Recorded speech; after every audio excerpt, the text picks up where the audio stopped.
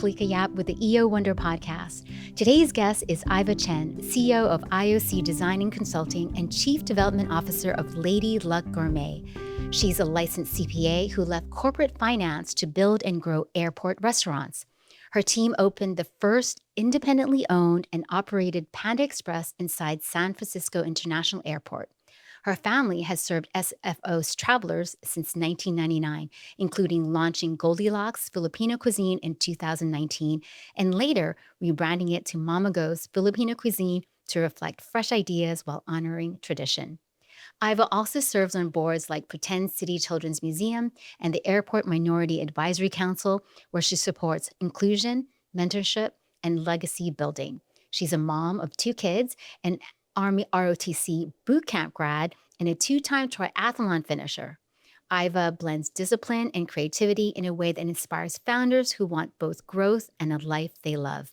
Iva, welcome to the EO Wonder podcast. Thank you so much for having me, Kalika. I'm so glad to see you. So happy to be here today. So tell our audience, I know I've given them a lengthy background, but I love always asking people their origin story. How is it that you went from being a CPA, from corporate finance, into entrepreneurship? I actually grew up in the industry, in the airport concessions industry by way of my father. And I will say I never thought I would join the family business or go into this field. I started the traditional Asian route of going into accounting and finance, getting my CPA. I spent about 10, 12 years in corporate finance and then figured out, I'm really much more of an entrepreneur at heart. I love to take risks. I love to think outside the box. Efficiency is my middle name. I thrive in efficiency. So I'm always looking for ways to do things better, faster, and that doesn't always jive in the corporate world. So when I had the opportunity to join my family business, I said, let me try this out. But even along the way, I've taken a lot of entrepreneurial risks. Moonlighting while I was in my corporate positions, I started a matchmaking and dating coaching business. I got my real estate broker's license. I got my insurance licenses. And then I spent some time in China with my father building restaurants. So I've always liked these side ventures, and it wasn't until truly one door closed and another door opened that I was fully ready to take the leap into entrepreneurship. I think that's amazing that you also spent a lot of time with your father. What was that like? Because a lot of times when people are entrepreneurs, they come up with the idea. What was it like working in a family business? Oh my goodness, it's incredibly challenging. On one hand, well, I'm a daddy's girl, so I've grown up. He would when he was with HMS Host, he would take me to Bring Your Daughter to Work Day. So I got to walk the terminals with him and see what he did every day. And then even our dinner table conversations every night surrounded business. We're about business, how to run a business, things that went on during the business. So I've always been exposed to that side of life, and so having the opportunity to work with my father has been fantastic because it just kind of carried on the lessons that I learned as a child. But I would say it's also challenging as well because it's hard to separate our relationship as father-daughter and then as like sort of employee-employer in that sense. He's still my boss in one regard. And now with my new company, he's my senior advisor and I'm his boss. So it's kind of interesting having that shift in dynamics. And then I work with 2 very well-regarded family brands as well, the Goldilocks family and now Panda Express. So I've been able to see the gamut of how different family businesses operate, and it's been really wonderful to see the different dynamics of what works, what doesn't, what helps propel a family business into different stages and scalability, and what can possibly like hold them back potentially. Well, that's amazing. When I grew up, my father also had his own business. And so he would always constantly quote Henry Ford quotes or Zig Ziglar. Yeah. And I think that the best thing that he did for me was not to push me into business. What he told me, because I wanted to get into journalism, and so that's what I got my degree in. He's just like, in 5 years, you may want to consider business. And because of, my personality, like, I think that was the right choice.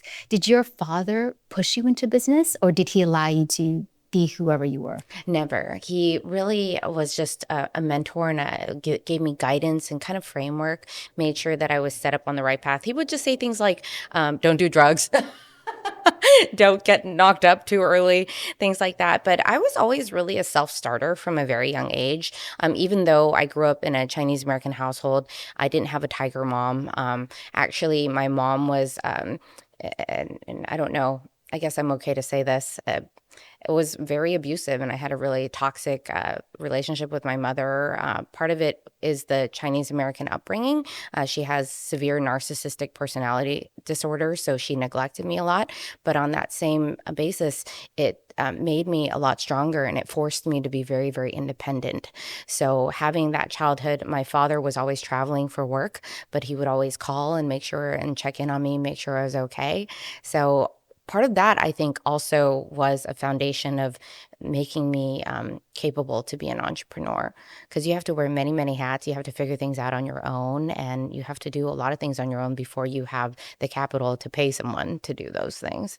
Yeah, so narcissistic disorder, I mean, that is really difficult. And especially as a child, not knowing what's happening, you're just always confused. Yes. What was it like? Yeah, I mean, the one, and I've done a lot of like research and had a lot of therapy about this. I mean, the one person that's supposed to love you the most is your parents, right? Your mother. And I'm constantly trying to be accepted by my mother as a state of survival, right? As we're biologically programmed that way. So to not have that love and acceptance from my mother, I just really had to be a self-starter. I would come home from school. I was a latchkey kid.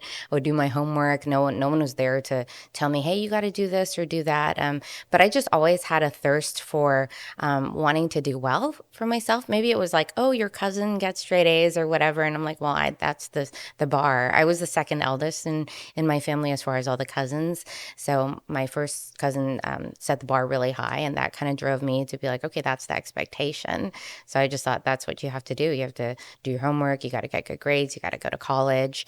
And then I tried to, I would say it was my econ teacher in high school that I really loved economics. So I studied business economics in college, and then I did really well on my accounting course, and my TA at the time said, hey, you should look into a career in accounting because you're really good at this stuff. So it was more like the outside influences and mentors along the way that helped shape my corporate career.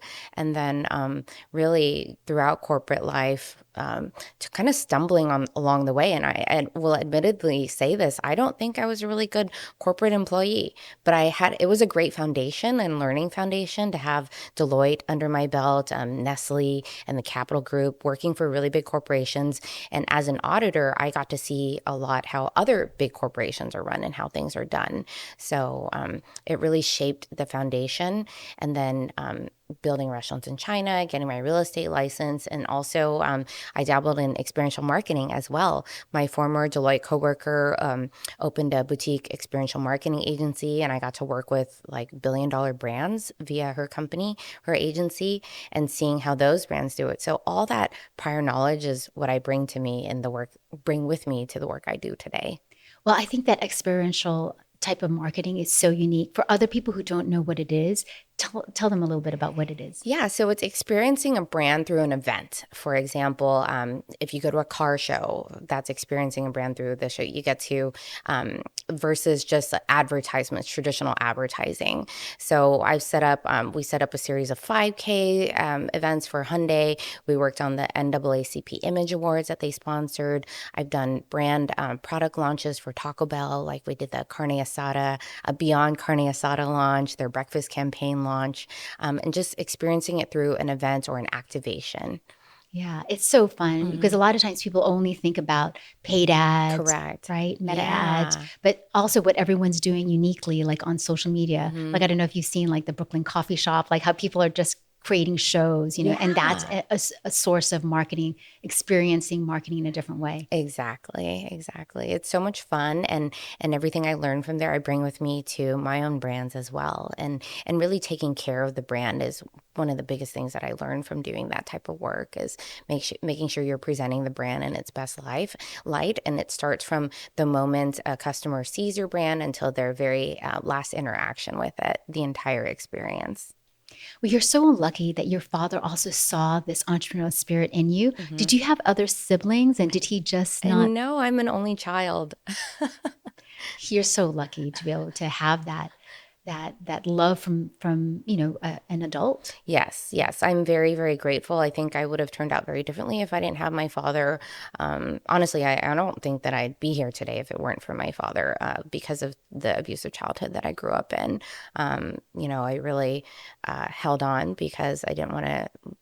I think it would have broken my father's heart had I, like, you know, Been estranged. right, exactly. Yeah. Yeah. Well, let's talk about Panda Express. I Yes. mean, it is a global iconic brand, Yes.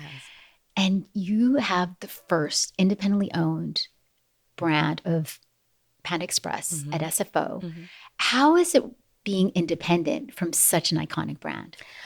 It's great. So Panda is not a franchise. They actually just license to non-traditional locations, so airports, military bases, and college campuses, and basically locations that they don't have access to. So they depend on operators like myself to win the bid, to get them access into those spaces, and then we own and operate the space ourselves. So I had to come up with the capital to fund the build out. I had to hire my own staff, and all our staff are union employees. And then you have to navigate the challenges and rules and regulations of operating in an airport. So it really takes someone that has that knowledge and know how to navigate through the airport, something that isn't traditionally something that Panda Express would be used to doing. Panda Express is like my first stop whenever I go to I love hearing that. an airport Yeah, lounge, because it's just you're used to knowing that the brand is going to deliver what you want. I mean, exactly. how lucky are you to be able to? I'm sure that you beat out a whole bunch of people. Like, how did that happen? Yeah, actually, many people have tried before me to get a license to own and operate a Panda Express in San Francisco International Airport. And I was the first one who was able to successfully do that and to actually build out the store, which is another hurdle, and to actually pass all our inspections and get it open. And so now we officially opened on September 23rd, 2025. So we're almost 2 months old now. It's doing phenomenal. We have exceeded all our pro forma projections. The airport's incredibly happy with us. It's all percentage rent in the airport, so the better we do, the more money the airport makes as well. And it just goes to show them what a brand power Panda Express really brings to the table. I mean, it's a very, very beloved brand, and I'm so proud to be a part of that Panda Express family. So, what do you think it was of you that they said, "I'm going to give Iva the license"? What do you think? I actually have a very long, this is a full circle moment in SFO. One of my first jobs in high school when I was 15 years old was working at a snack bar attendant at SFO airport for another small business owner. So I grew up in that airport, and I know the industry very, very well. I know what the airport is looking for, and I know what those passengers going through the airport are looking for. So when I submitted that bid proposal, I think I was very, very competitive in the sense that, we know this business really well. Our pro forma projections were incredibly accurate. Even though we've exceeded them, our first day sales were almost within $100 of our projection. I mean, Wow. that's how. Well, your accounting Yeah, degree. exactly right. I'm like, thank you. I got full points on that pro forma projection. And really the experiential marketing background that I bring with me, understanding that customer experience and really promising that I would take care of their brand and take care of the customers and passengers that go through that terminal every day. Really, um, many people have bid that brand before, but not everyone can deliver on that experience. And I think that's really important to the airport and to the brand as well. Yeah. So, did you know Andrew personally? So my father was actually one of the original employees of Panda Inn in the late 70s. And they met, this was right after my father finished his MBA at Pepperdine. And he had a chance to either join Panda or go with HMS House. And he went with HMS House out of LAX. And it's funny because Andrew always jokes with my father, had you gone this route, you could be a billionaire with me. But they had just ran into each other at a dinner. But they did keep in touch over the last 40 years, but they ran into each other at Yakiya, which is owned by Panda Express. And Andrew says, hey, I still want to get into SFO. And so let me know. And then when the opportunity came, I said, let me try to bid for this. I think I can do it. So the opportunity came last September. And amazingly, exactly a year from the date I submitted my bid proposal, we opened our store. A year. Yeah. September Wow. 23rd, 2024 was the day I submitted. And then 2025 was the day that we opened our doors. Wow. And Yeah. how long did it take you to actually, because those bids are Yeah. crazy. So yeah, this is a funny story actually. The RFP, request for proposal, was released probably 2 months prior. They give you about 2 or 3 months to submit those bid proposals. And I actually wasn't interested in pursuing this opportunity because it is pre-security. Pre-security is not ideal in the airport because you don't have as captive audience as you do post-security. But then I kept getting the emails. They kept looking for more people to express interest. And I looked at it and I thought, you know what? This comes with, it was actually formerly a pickup sticks. So it was already built out. It already had some existing equipment. And I looked at them like, we don't have to change too much to convert it to a Panda Express. So let me try. And then the lease terms, because this was a small business set aside, were a little bit more favorable. So I said, okay, I don't have too much to lose. If it doesn't do like $10 million a year, I'm not going to be, lose my shirt over it. So let me try. And I literally, 2 weeks before the bid was due, I contacted my Panda Express people because we had worked on another bid prior, another spot that we were going to bid on, and we didn't end up pursuing that one. I said, hey, there's this opportunity, but it's due in 2 weeks. Do you guys want to go for it? And they said, yeah, what do you need? And I said, well, I just need a rendering of what the space is going to look like, and I can take care of the rest. So they send me some of their brand assets, a rendering, and I put together that bid proposal, which was an 80-page proposal in a week and a half, pretty much. You know what? When you're passionate, and you're focused, you're Yes. going to get it done. Exactly. So you do have to, as an entrepreneur, you have to have focus. You have to know what your vision and mission is, or else there's so many things that are pulling at you from every angle. You can be very, very easily distracted. Yeah. So Wow. I bet your whole family celebrated once you got it. Like, what was that like? What was that experience like? I think we went to Yakiya. That's like our neighborhood celebration restaurant. We go for birthdays and anniversaries and stuff. We're actually having our upcoming grand opening celebration on December 8th, and Andrew Chung will be there to celebrate with us. And we're very, very excited. We'll have lion dancing and a giant 8-foot panda there to greet everyone. And this is just a really big milestone for Panda Express as well, and as for me as an entrepreneur. I saw him recently. We were doing this event with USC. USC is one of our clients, and we were watching some type of fireworks show, and he was like right next to me. I'm just like, I can't believe like you're like this billionaire Panda Express owner. And I said hi to him, and it's just so amazing. Like they're such an amazing company and brand, and it's family owned, and it's him and his wife's amazing too. My goodness, Peggy, really what they've built, and it truly shows. There's so many copycats out there, but truly the difference is the data and how they manage the data and the consistency and how truly, I don't want to say anal they are about consistency of quality and really the freshness of the ingredients and getting the food out fresh.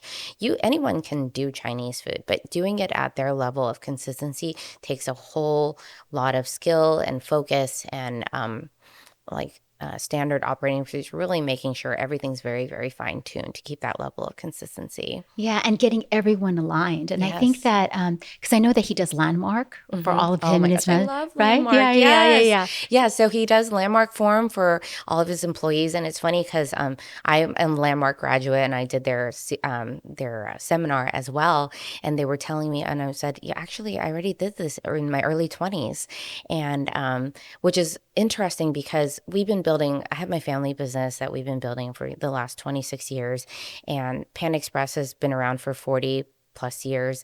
But our two companies, even though one is much smaller than the other one, we actually operate very similarly, and our company culture is very, very similar. And sometimes I wonder, is that because of my Landmark training that I'm already like, we already have that type of thought process and mentality and culture when we go into our workspace. So Can you talk a little bit more about that? Like, is it clarity or? yeah, so the seminar that I went through for Landmark, which was after the forum, so the forum is 3 days. It's Friday, Saturday, Sunday, and then they hope that you'll join a seminar after you graduate. My seminar topic was on integrity. And so, yes, absolutely everything I do in my work, in my day-to-day, I do it with integrity.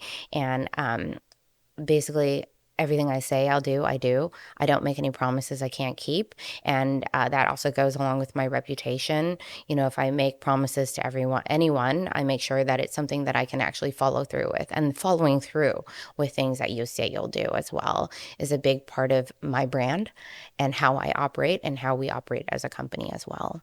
Yeah, I think that Landmark brings this self-awareness that you just don't have because you're sort of just functioning in the world without knowing that what you're doing is affecting everyone else. 100%. Right? Yeah. And then now you have this clarity that your habits determine your destination and once you have that, you don't have to go back and think like, should I have integrity today? Yeah, it's just a part of me. Right. And one saying that I just recently heard, which is really, really, I love, from Mookie Patel. He's the CEO of San Jose International Airport. He calls it the integrity pillow. Like all our actions that we do in the day-to-day, at night, at least I can rest my head on my integrity pillow because I know I did right by people. I know I did what I said I would do, and I followed through on that. So I can sleep on my integrity pillow at nighttime. Yeah. One entrepreneur asked me, just like, what keeps you up at night? And I'm just like, nothing.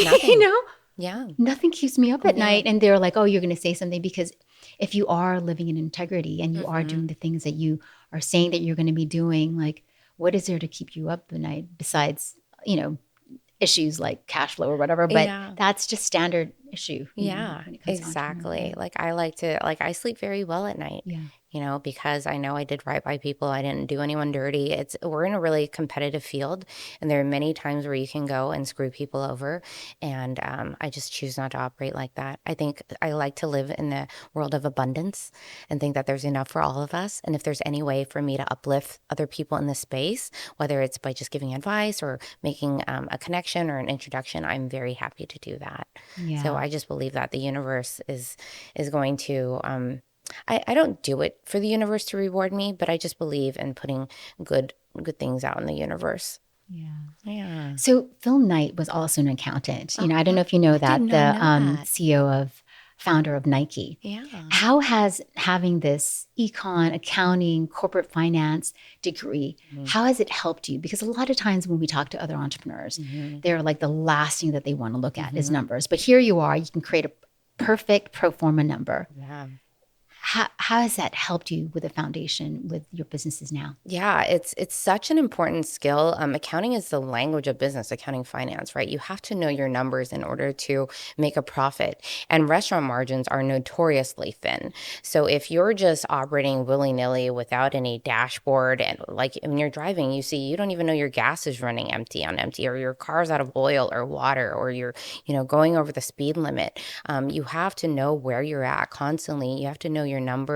You have to know what items are selling, what are the costs of goods sold, your food costs, your labor costs. There's only really two levers that we have to control in our space, at least in airport restaurants, which is cost of goods sold and labor. So if you don't have control of those, it's very easy. It's just a matter of a few hours here and there, and you're going to be operating in the red, or if your food costs, which we don't have a ton of control right now in this inflationary economy, but portioning, things like that, things that we do have control over, we do our best to make sure we don't have a lot of wastage or spoilage.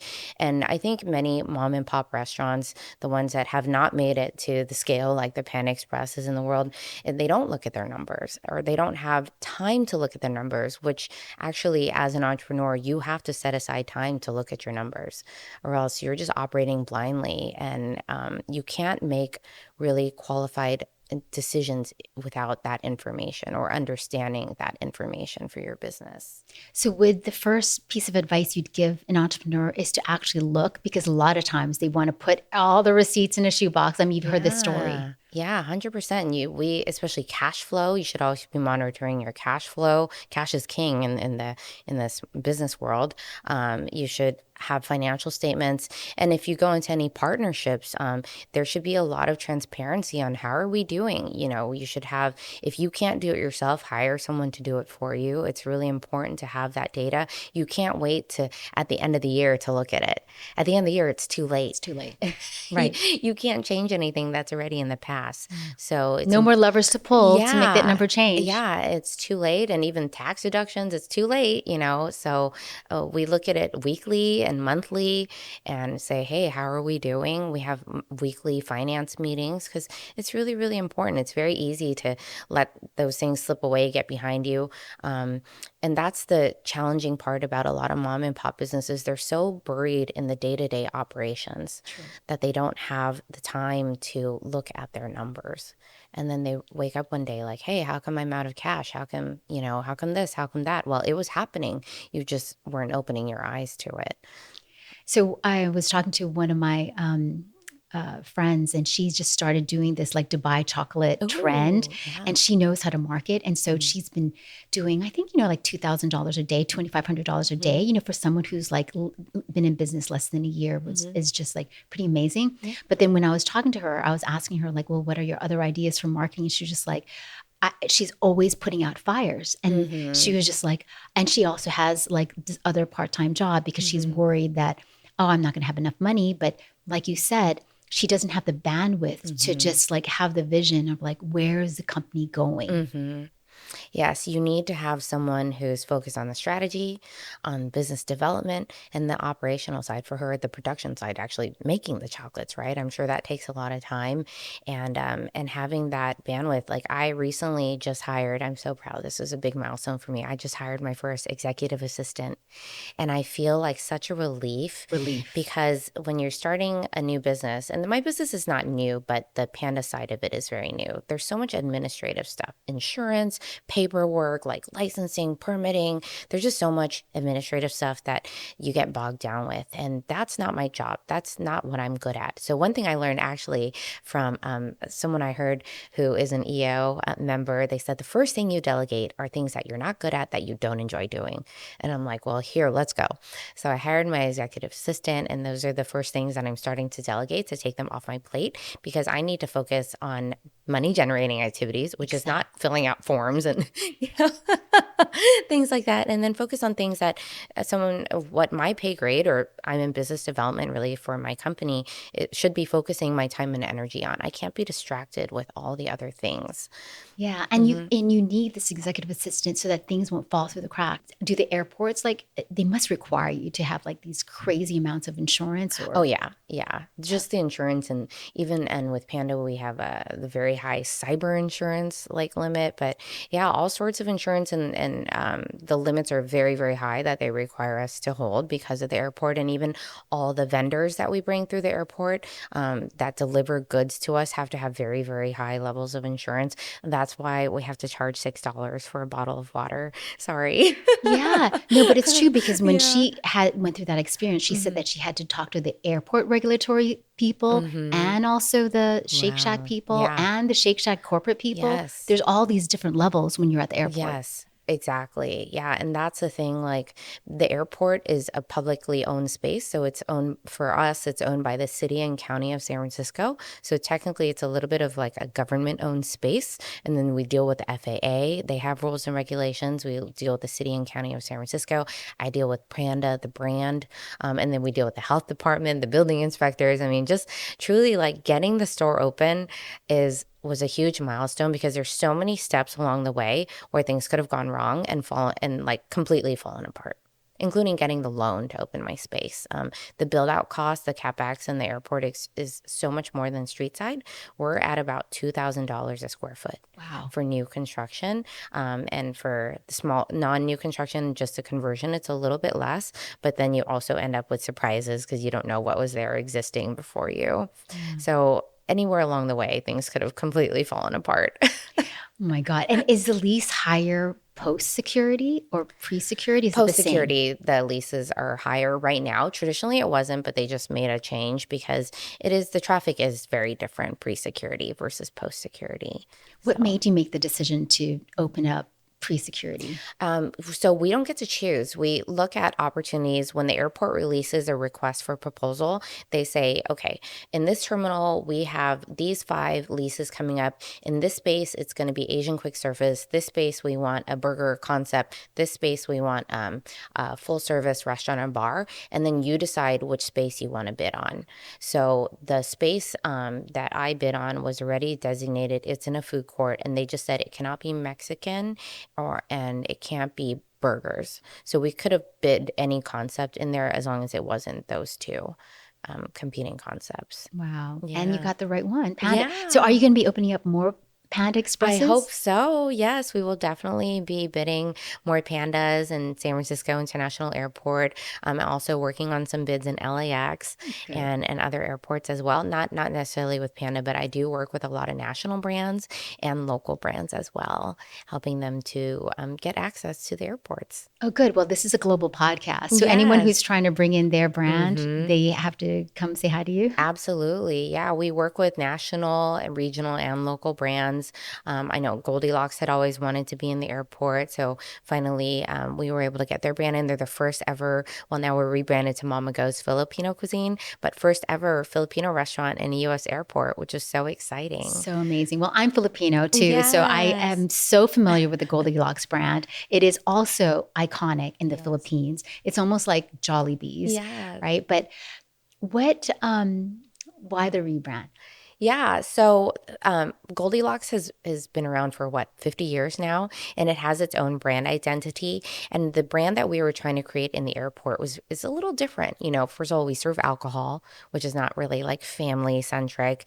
And then we had other items that we wanted to expand on the menu that weren't necessarily at every Goldilocks. So we decided to rebrand to Mamago's Filipino Cuisine. Go is the family last name, actually. So Mamago is actually a person in the Goldilocks family.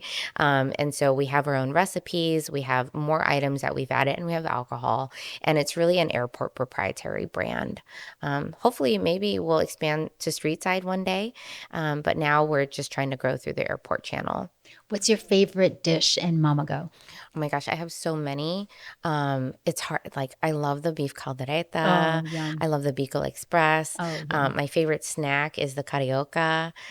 Just so much good food. And it's funny because I live right now near a very Filipino heavy area down in Southern California, but there's nothing as good as my restaurant in San Francisco. Oh my gosh. Yeah. And don't you think that Filipino cuisine is sort of having like this renaissance? Not renaissance, but I think it's finally like going, it's having the Filipino food movement is having its time right now. And really, it's amazing that it hasn't been a thing earlier. I always like to say Filipino food, well, first of all, it's a blend of many Asian, actually cultures. So it has Japanese, Chinese, Malaysian, French, Spanish, and American influences. So it will taste familiar, yet it's distinctly Filipino. So people really love it. We tried to make it adaptable for travelers. So even like our chicken adobo, we use boneless, skinless chicken thigh instead of like full chicken thighs with the bone in, things that are more generally acceptable to the public to kind of ease them in.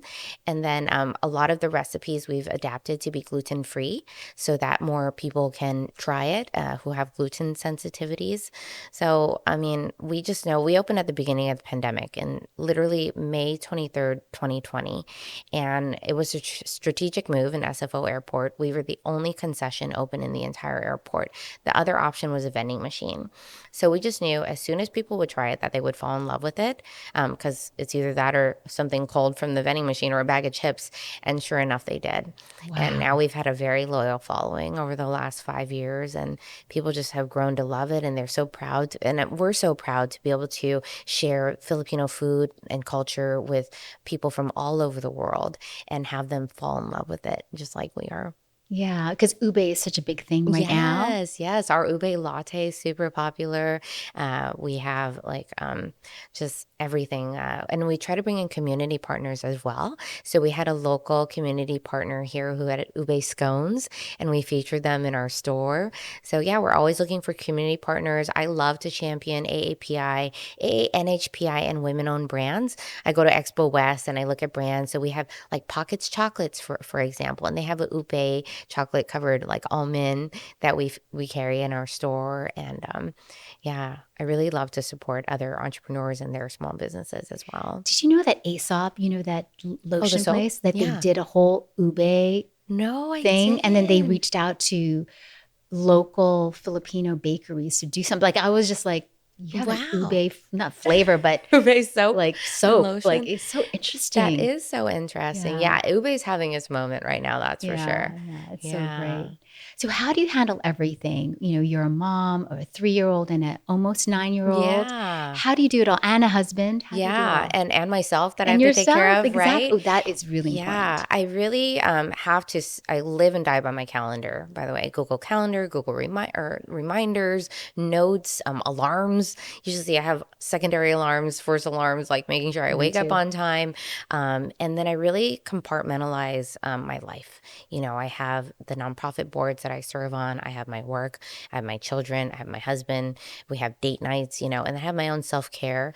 I'm in almost mid 40s, so there's a lot going on physically in my body that is like very different from when I was 10 years ago. So really compartmentalizing everything and making sure that I set aside space and time for all of that, and being intentional about how I spend my time. But truly staying organized is key to all that, and putting it on the calendar and writing it down immediately or taking care of something immediately before I forget, because I have a horrible memory. So part of it is just really being good about, again, following through, writing notes, setting those reminders, putting it on the calendar. I have Calendly to help with scheduling, all of those tools. I have a therapist who I meet with once a month. All of those are tools in my tool belt that help me navigate life and stay organized so that I can do everything and, live life to the fullest. So do you have a workout routine, or like what's your day like That's so usually? funny. I saw your Peloton over there. I have a Peloton that my husband's like, okay, I'm going to cancel the membership if you don't get back on that. But I was actually very overweight. I was obese You? about 2 years ago. Yeah. And I have no shame in saying this, but I got on Ozempic, and it really helped me get back into a healthy space. I have polycystic ovarian syndrome, so it's very, very difficult to lose weight. And then I spent 10 years going through infertility. So I was always pumped up in hormones and injections. I did IVF for my second child. So all of that contributed to having a really hard time being healthy and losing weight. So Ozempic was a game changer for me. And I'm not on actual Ozempic. I'm on technically Zepbound, which is Mounjaro. And I lost about 50 pounds on that. Yeah. And we were talking earlier about how important like image is. And I can tell you, prior to losing that weight and being in this healthy state, I was very much fat shamed. I feel very differently now how people interact with me and how people treat me. It's very, very different. And even how I feel about myself. I can tell you, I didn't feel like myself looking in the mirror when I was at 175 pounds. I'm only 5'2". It was very depressing, and I didn't even recognize myself anymore. I had tried everything: diet, exercise, intermittent fasting, and nothing was working because I had that insulin resistance. So being able to have, I call it the holy trilogy of anti-aging: Ozempic, filler, and Botox. Like all that has been sort of my secret weapons to helping me feel good. And then I've done 2 triathlons. I was an Army ROTC bootcamp graduate, but all of that was in my past life, like So becoming you were used to like yeah, that fit I was used body. to being fit, and I know how to be fit, but my body wasn't even letting me be fit anymore. So it's very discouraging when you're doing everything that needs to be done to be healthy, but the scale's not moving. The needle on the scale wasn't moving at all. So having access to this now, and I work in the food industry, and I'm a foodie. So I love eating. I love food. I love boba. So having Ozempic really helped me quiet the food noise that I was always thinking about food, what I'm going to eat next. Well, And I thought that was a Filipino thing. yeah, so now I don't have to have boba every day. I don't have to eat the whole bag of chips or something. I can be like, no, just one is good enough, or one or two, and I can stop. So yeah, I wish I was able to incorporate my Peloton routine, because I really feel great after working out. I think the workout is more for my mental health than my physical health at this point because I'm at a healthy weight. That's one thing I want to build back into my schedule. But I also like sweat like a man. So when I do work out, I am like, my hair is drenched and I have to take a full shower and have to do all those things. So just thinking about efficiency, like I don't have time for that right now. And you also have that hair curler, I know. Yes, I know. I right? got the I mean, Tymo like hair color, which was a game changer too. I just tried it this morning. it's Look how I know, beautiful. right? I wasn't able to do this before on my own, so now I'm excited that I can look like I have a salon blowout. Yeah, I actually ordered one, so it's coming too because I'm just like, I should have done my hair. I just didn't have time. You know how things go, you Yeah. know? Yeah. Yeah, Yeah. you look So beautiful. all these little like hacks and teaching my children how to be independent is also a life hack and an entrepreneur's hack. Like I always tell people, I really try to enable my children to be independent rather than to disable them. So even little things like, oh, you want to watch cartoons in the morning? Let me show you how to turn on the TV and change it to the channel you want. We try to be a screen-free household, so I don't give my kids iPads or tablets or the phone to use. So they're welcome to watch TV. I grew up in the TV generation, so I think it's Me too. okay. Like Yeah. I turned out okay. It's really the screen time and the refresh rate and the attention span that YouTube gives the kids. It really messes up their brain function, and they're so young and their brains are still developing. It's important to keep them off the screens.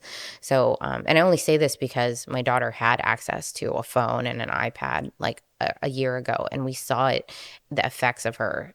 It would make her really angry and very easily irritable. So once we took it away, she's like a completely different child. So there are a lot of people listening who are probably amazed at all your success. You know, what type of advice would you give someone in business? Um, so much. Couple of things like whatever your goals and dreams are, whatever you love, really, that's what you should focus on. But you have to be very self-aware. Like I love a lot of things. I would love to be on Broadway and perform. Like that was my childhood dream, to be like Kim in Miss Saigon, but I don't have that talent. Okay. So let's be realistic and self-aware of where our strong suits are. And if it coincides with something that you love, then that's going to be a lot easier to pursue and focus your energy on. And I really believe in manifestation and really putting it out there into the universe, because there's energy behind manifestation. It's not just like this hokey, like, oh, woo woo, think about something that's going to happen. It's really putting the energy behind that. So if there's something that you're dreaming about and that you want to go after, you can manifest that. But it also, let's be realistic, you have to put time and energy and focus into achieving those things. One really interesting thing is, you never know what's going to lead to where. So seeds that I've been planting over the last 5 years have finally started to sprout. And it's just amazing. Like, I can't believe what one attending a fundraising dinner has now led to a huge licensing deal with a national or a brand. Like, who would have thought that that would have came from that, right? Like, so as long as you're putting like good energy into the universe, like those will come to you. Like the universe will reward you for that. Um, that and I don't know, business advice, stay focused really and have discipline. I think discipline is so important. You know, when you read a lot about a lot of the CEOs in the world, they don't get up at 10 o'clock, 9 o'clock. They're waking up at 4 o'clock. They have their exercise, meditation routine down in the morning, and then they'll have their morning cup of coffee. So I always like to wake up before everybody else in my house wakes up. I like that quiet time, have my cup of coffee, think about what I want to accomplish in the day. And I have like always checklists that I'm like, okay, this is what I need to do today, or these are the priority items. And so having that discipline of getting those things done is really, really important in the business world, because no one's going to do it for you. No one's going to hand it to you.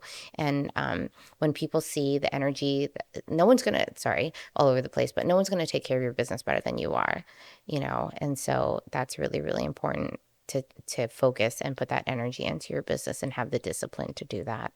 I heard that it's you're boring until it becomes beautiful. That's what consistency I looks love like. that. Yeah. It's in the little things. It's not the big actions that create those wins. It's the little consistency, what you're doing every single day, day in and day out, that will build that like, I don't know if it's a butterfly effect or whatever, but yeah.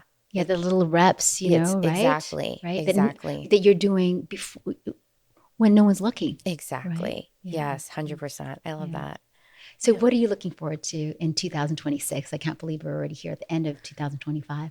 Oh my gosh. I'm working on some really, really big projects. I'm super excited. I wish I could say what like brands and projects that I'm working on, but I'm just so excited about life. I'm on a high on life right now. Everything that I've been working towards is finally like coming into fruition. And I'm really excited about the brands we're working with, and creating things. That's what I really love about this space too, in the airport restaurant space versus finance and accounting. The work I work on now actually is something tangible and that people get to experience versus just like a financial statement at the end of the day with some numbers on a piece of paper with numbers on it that don't mean anything to like anyone. So I'm really excited about building and creating these spaces that people will get to experience and enjoy. And so it's so funny. The other day, someone said, "Oh, Iva, you should go into politics. Like you would be really great." And I Oh, said, like Elizabeth. "No, I could never. Yeah, I could never. First of all, I don't have thick skin like that. I like to do things that people will enjoy and like, and you can't please everyone in the world of politics. At least like in the food world, I can work with brands that like almost everybody loves, like Panda Express, and make things that make people happy, like food. Like food makes me happy, like good Yeah. food. So I mean, same. Like politics is definitely not for me, but being able to create a brand that makes people happy, yeah, like that is more my taste, my speed yeah, too. Like yeah, Liz, I mean, she's also, the mayor of Monterey Park. I amazing. mean, she's a mutual friend of ours if everyone's Hmm. listening, but she can definitely do it. She's in my forum as well too. Yeah. Yeah. And I'm like, you know what? I just want to make the money to support those people to help get them into office. So Yeah, I'll do it that exactly. way. Yeah, you're advocating that way. Yes, Yeah, yeah, yeah. yes. And are you also looking forward to joining EO? Yes, I'm so excited. I'm planning on joining in January, because truthfully, that will be when my company's made its first million. Amazing. So I'm really exciting Congratulations. to take that leap and be part of this amazing organization and learn from each other. The whole like delegating, the first level of delegation is things you're not good at that you don't like doing. Like I learned that from a friend of mine who is an EO, and I'm like, gosh, if this is the type of stuff that you guys are learning and sharing with each other, I want to be a part of that. Yeah, at the Entrepreneur's Master's program when I was there at MIT, what they called it was removing the monkey off your Oh, back. yes, yes, and my dad loves that saying. That's something I learned from my dad very early on, but I didn't know the details of it. But yeah, he gave his staff these physical monkeys, like stuffed monkeys, and then he said, "No, don't leave it on my desk. Take that monkey with you." Oh my gosh. So he was definitely living that Yes, phrase, he's that gone through precept. a ton of leadership training and Marriott University when he worked for HMS Host, and so I'm just here to like learn as much as possible. I think entrepreneurship is not something that's like taught in school, Mm. and so it's really important to learn from each other and share like best practices and resources. Just like, hey, what's a good website to make a logo or whatever. Things, just easy things like that, and I can't wait to be around like-minded entrepreneurs and just lift each other up, because you're kind of like the average of the people you surround yourself with. And I'm ready to take that next step. Yeah, well, I hope that you join the EOLA chapter. I know that Yes. Inland Empire is also probably vying for your attention based on where you live, but Yeah. it would be great to see you more because I love seeing you at all these Asian events. You're always there. Yes. You're always Yes. showing up for Yes, yourself I and will others. say one thing that's me. I used to be really involved with the community. I sat on a few nonprofit boards in my early 20s, and people always said, do this before you get married and have children because you're going to be busy. And sure enough, yep, the last 12 years, I fell off the radar because it was a lot of work to have kids and raise children. And so in November, we recently hosted an au pair, and that's been the difference now. So my au pair lives with us. She helps with the pickup and drop off for the kids, and to free up my time to attend all these events, because a lot of them are during the weekdays when usually I'd have to be at home to pick up my kids from school or whatever. So that really, again, another tool in my toolbox with my therapist, my au pair, and now I have an executive assistant,